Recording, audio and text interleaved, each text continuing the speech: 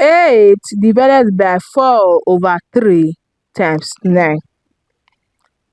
3 into here 1, 3 into 9 3. Then we are left with 8 divided by 4 times 3. 8 divided by 4 will give us 2. Then we have 2 times 3. 2 times 3 will give us 6.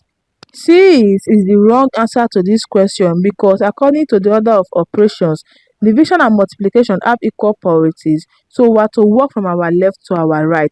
Let us solve the right answer to this question.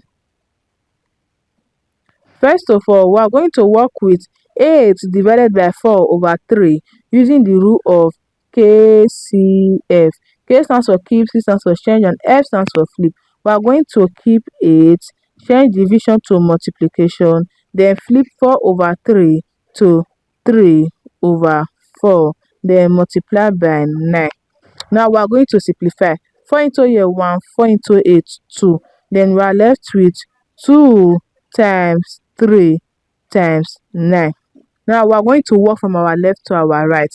2 times 3 will give us 6. Then we have 6 times 9. 6 times 9 will give us 54. 54 is the right answer to this question.